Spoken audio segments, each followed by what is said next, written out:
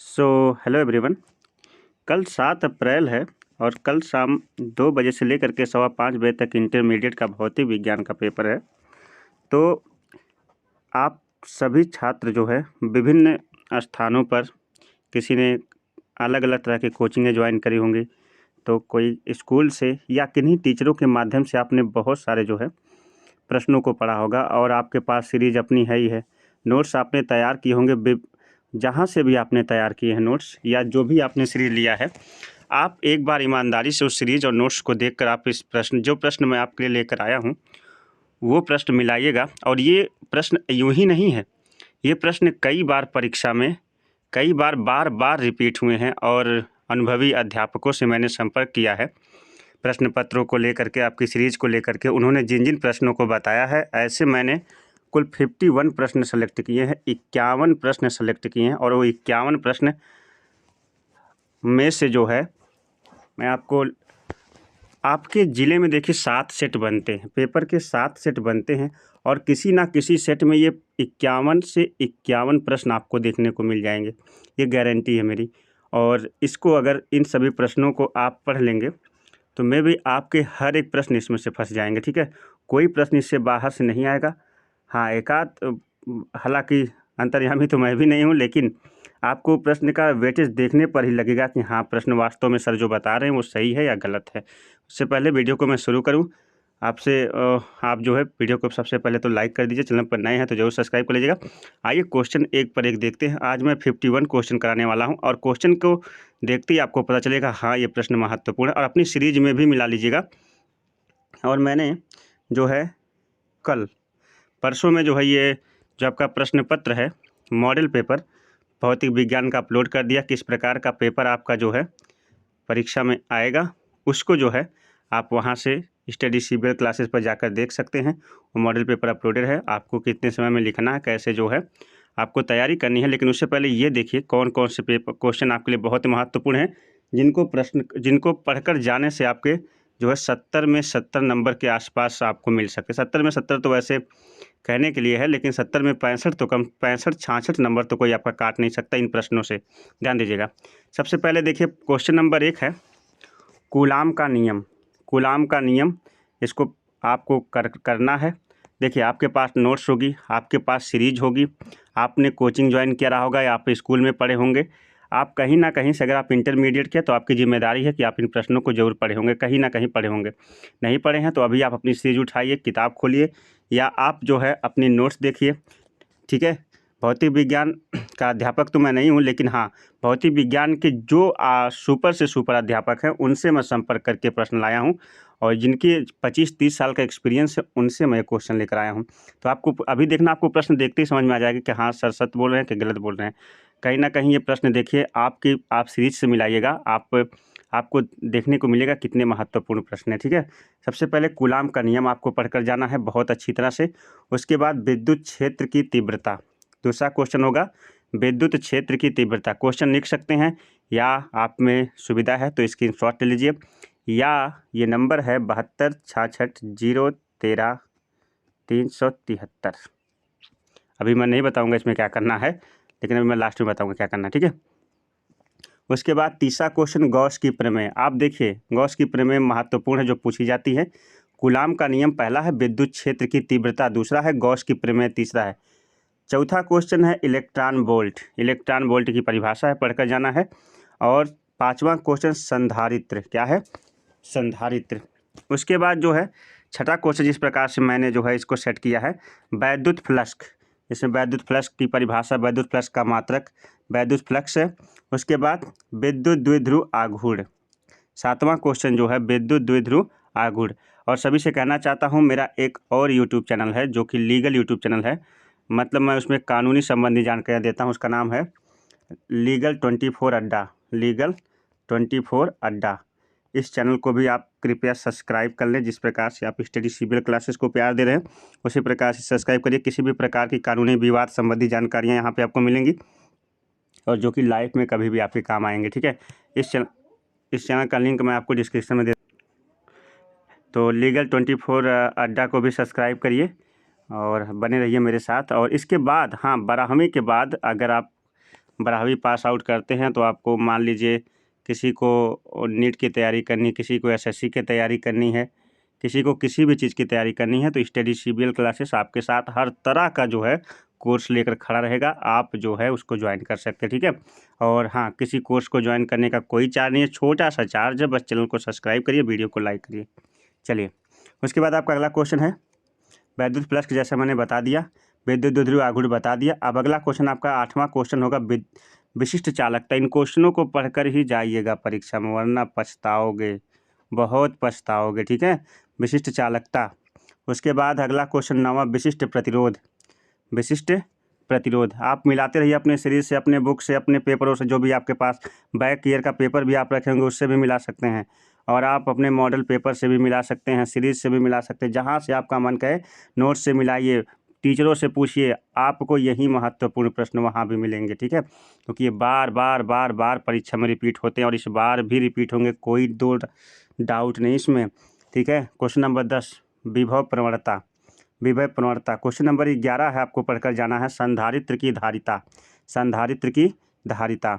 मैंने ऐसे अध्यापकों से संपर्क किया है जो आज 25-30 साल से जो है क्या कर रहे हैं, पढ़ा रहे हैं और बोर्ड की परीक्षाओं को देखते आ रहे हैं।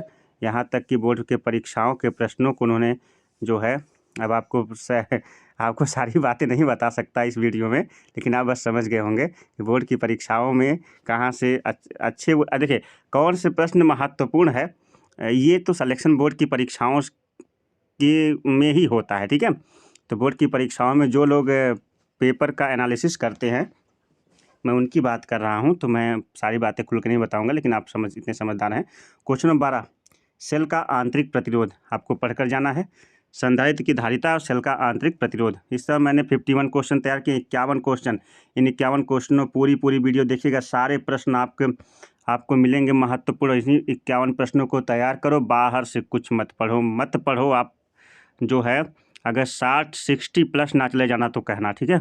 चलिए, सेल का आंतरिक प्रतिरोध हो गया। उसके बाद धारा घनत्व अगला जो है आपको पढ़ के जाना। हाँ, लेकिन इसके अंदर जितने न्यूमेरिकल हैं, जितना इसके अंदर परिभाषा है, और जितना मतलब इसके अंदर के पूरे कंसेप्ट को आपको पढ़ के जाना। चाहे आपका आप ये कह सकते हैं कि चाहे आपका इसकी परिभाषा हो, चाहे इस पर कोई न्यूमेरिकल हो या फिर कोई नियम हो, तो ये सार इसके अंतर्गत, इस हेडिंग के अंतर्गत जितना भी आता ना वो आपको पढ़ के जाना। देखिए, फेमस क्वेश्चन है किरचॉफ का नियम, आपने सुना होगा, किरचॉफ का नियम पढ़ा भी होगा। किरचॉफ का नियम आपको पढ़कर जाना, 100% आने वाला क्वेश्चन है किसी न किसी सेट में। व्हीटस्टोन सेतु, आप कहेंगे कि ये सब प्रश्न आपको मिले कहाँ से, तो बस समझ जाइए कि किन्हीं बहुत सारे लोगों से एनालिसिस करने के बाद जो है ऐसे प्रश्न निकाल के लेकर आप आया हूँ आपके लिए, जो महत्वपूर्ण से भी महत्वपूर्ण है। व्हीटस्टोन सेतु। उसके बाद जो है अगला क्वेश्चन आपका महत्वपूर्ण, लॉरेंज बल। किसी सीरीज से नहीं लिया गया है, ऐसा नहीं कि मत सोचिएगा कोनो सीरीज उठा लिया उसका एक सेम टू सेम क्वेश्चन उतार दिया, नहीं। आप दुनिया कोनो सीरीज मिला लीजिएगा, नहीं। यहाँ पर सभी प्रकार के बैक ईयर के पेपर रखे गए हैं, जो पिछले 10 वर्षों से पेपर रखे गए हैं, कई वर्षों की सीरीज रखी गई, उनके मॉडल पेपर उठाए गए हैं, और उसके बाद अध्यापकों से एनालिसिस करके सारे क्वेश्चन ऐसे बैक टू बैक सेट किए गए हैं। 51 क्वेश्चन ऐसे निकल के आए हैं जो हर बार परीक्षा में रिपीट होते हैं। तो यही प्रश्न अगर पढ़ लिया, पूरी तरह से याद करके चले गए, परीक्षा में याद करना, समझना, पढ़ना, और इसके अंतर्गत जितने भी न्यूमेरिकल है सब लगा के चले गए, तो गारंटी लेता हूं कि आपका जो है 60% आएगा, ठीक है। व्हीटस्टोन सेतु हो गया। उसके बाद लॉरेंज बल। हाँ, एक बात और है कि आपकी परीक्षा चल रही है, इसमें मैं किसी प्रकार के झूठे वादे नहीं करूँगा, ना आपको भ्रमित करूँगा, समझ जाइएगा। मैं आपको किसी प्रकार से भ्रमित नहीं करूँगा इस टाइम, क्योंकि परीक्षा आपके जीवन का सवाल है। मैं भी समझता हूँ कि परीक्षा के टाइम आपको गलत जानकारी देना आपके लिए कितना घातक हो सकता है, तो मैं कोई गलत जानकारी नहीं दूँ। आप इसे सीरीज से मिला लीजिएगा, आप इसे बुक से मिला लीजिएगा, अपनी नोट्स से मिला लीजिएगा। आपको महत्वपूर्ण ना लगे तो मत पढ़िएगा, वीडियो मत देखिएगा, मत लाइक करिएगा, ठीक है। लेकिन अगर आपको महत्वपूर्ण लगे, चैनल पर नए हैं तो सब्सक्राइब कर लीजिएगा, वीडियो को लाइक कर दीजिएगा, और हाँ, अपने सभी दोस्तों तक, सभी ग्रुप में जो भी आपके इंटरमीडिएट का ग्रुप होगा उस तक जरूर शेयर करिएगा, हर एक छात्र तक इस वीडियो को पहुंचाइएगा, और ज़्यादा से ज़्यादा लाइक इस पर लाइएगा, ठीक है। लॉरेंज बल पढ़ लीजिएगा। उसके बाद बायो-सेवर्ट का नियम, बहुत ही महत्वपूर्ण है बायो-सेवर्ट का नियम। फिर आपको 18वां क्वेश्चन मिलेगा, नतिकोण। नतिकोण भी पढ़कर जाइएगा, नतिकोण, ठीक है। उसके बाद 19वां क्वेश्चन, एम्पियर की परिपथीय नियम। एम्पियर का परिपथीय नियम आपको पढ़ना है। एम्पियर का परिपथीय नियम पढ़कर जाना है। 19 आपका 20वां क्वेश्चन है द्विकपात कोण। क्या पढ़ के जाना है? आपने पढ़ा होगा द्विकपात कोण किसे कहते हैं। द्विकपात कोण किसे कहते हैं। आइए 21वें क्वेश्चन पर भंवर धारा पढ़ लीजिएगा। भंवर धारा पढ़ लीजिएगा। जी हाँ, भंवर धारा आपको पढ़कर जाना है। 22वां क्वेश्चन फैराडे का विद्युत चुम्बकीय प्रेरण संबंधी नियम पढ़ के जाना है। फैराडे का विद्युत चुम्बकीय प्रेरण संबंधी नियम वेरी वेरी इंपॉर्टेंट है। और दूसरी चीज़ ये है, चैनल को लाइक तुरंत करिए और सब्सक्राइब कर लीजिए, ठीक है। बार बार कह रहा हूँ, कोई चार्ज नहीं है लाइक सब्सक्राइब करने का। उसके बाद आपको पढ़कर जाना है स्वाउत प्रेरण। क्या पढ़ के जाना है? स्वाउत प्रेरण किसे कहते हैं। अगला क्वेश्चन 24वां है मैक्सवेल का विद्युत चुम्बकीय तरंग का नियम। मैक्सवेल का विद्युत चुम्बकीय तरंग का नियम पढ़कर जाइएगा। बार बार रिपीट होता है क्वेश्चन। फिर 25वां ट्रांसफार्मर बनाने की क्रियाविधि। ट्रांसफार्मर क्या होता है, इससे जितने भी क्वेश्चन बनते सब पढ़ लीजिएगा। फिर 26वां क्वेश्चन है चोक कुंडली किसे कहते हैं। चोक कुंडली किसे कहते हैं। और 27वां क्वेश्चन है क्रांतिक कोण। ये जो है फर्स्ट पेपर से थे।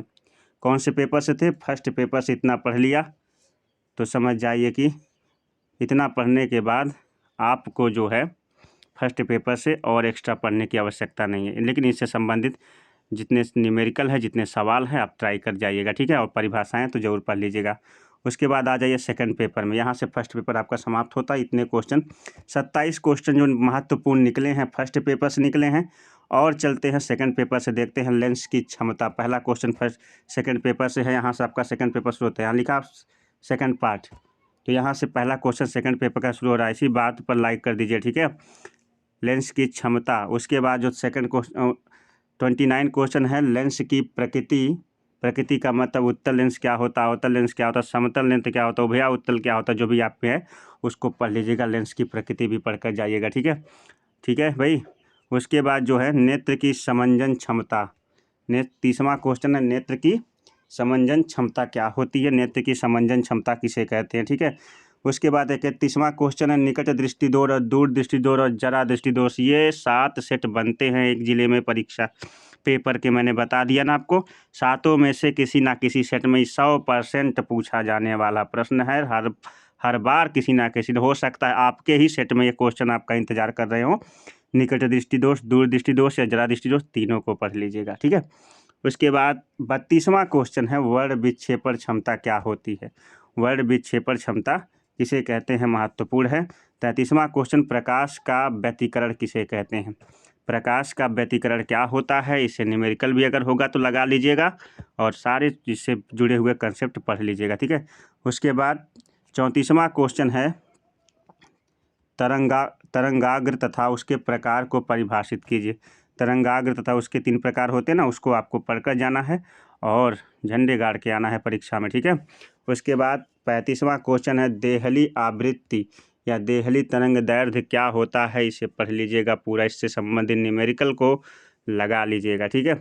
36वां क्वेश्चन आइए देखते हैं प्रकाश वैद्युत कार्य फलन बताना है। प्रकाश वैद्युत कार्य फलन के जुड़े हुए सारे कंसेप्ट पढ़कर परीक्षा में बैठने हैं। मैंने बताया ना इतने महत्वपूर्ण प्रश्न है ये, हर बार पूछे जाने वाले। और अब की बार भी इसमें से बहुत सारा प्रश्न पूछा जाएगा। और नहीं पढ़ा तो परीक्षा में बैठ कर पछताओगे, जान जाओ। इसलिए लाइक भी करो, सब्सक्राइब भी कर लो और वीडियो को अपने दोस्तों तक शेयर भी करो।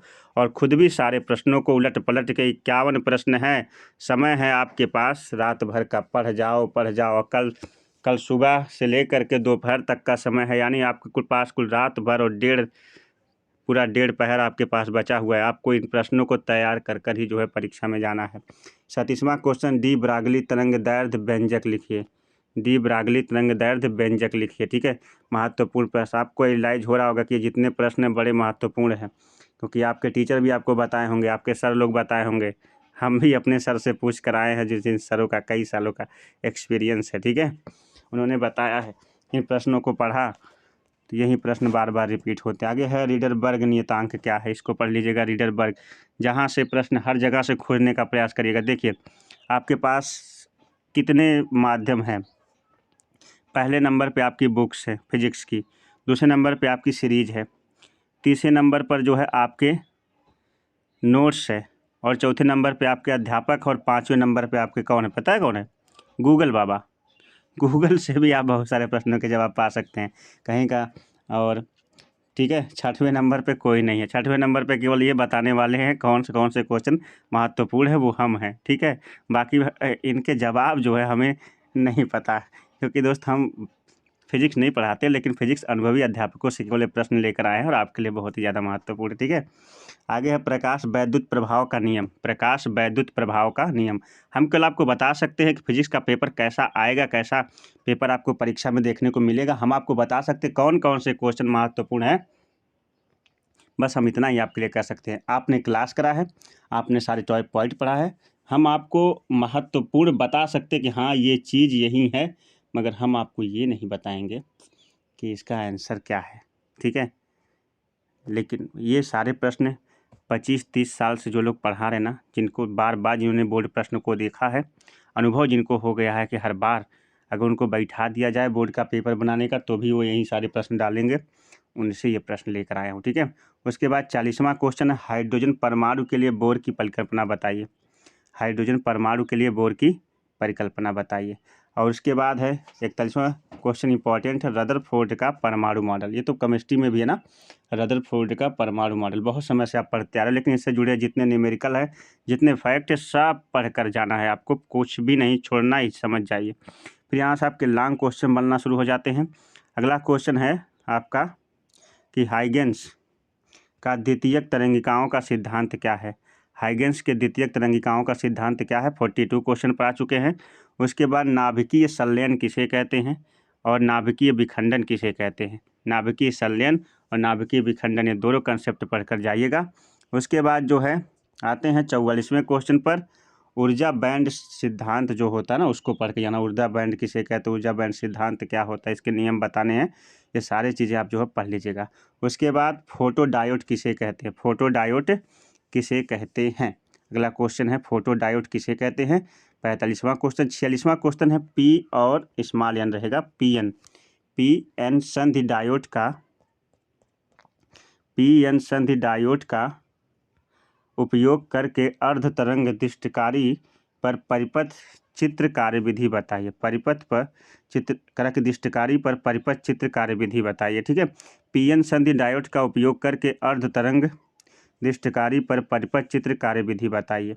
अगर इससे बाहर से एक आधो क्वेश्चन आया, गारंटी लेता हूँ कि आपके क्वेश्चन पेपर में जिस समय मैंने दिखाया था ना, कितने क्वेश्चन बन रहे थे, 15 से 16 क्वेश्चन बन रहे थे, और उसमें से कम 10, 12, 13, 14 क्वेश्चन तक यहीं से आ जाएगा। ठीक है, इन्हीं हेडिंगों से, इसी से जुड़ता उड़ता आपका कंसेप्ट जो है आ जाएगा। ठीक है, 47वां क्वेश्चन है कि एन-पी-एन ट्रांजिस्टर में वैद्युत चालन की क्रिया और एन-पी-एन ट्रांजिस्टर की तुलना में अधिक उपयोगी होते हैं। ये आपका क्वेश्चन है, एन-पी-एन ट्रांजिस्टर में वैद्युत चालन की क्रिया और एन-पी-एन ट्रांजिस्टर की तुलना में अधिक उपयोगी होती हैं। यह क्वेश्चन आपको इसका जवाब लिखना। ठीक है, यह पढ़ लीजिएगा।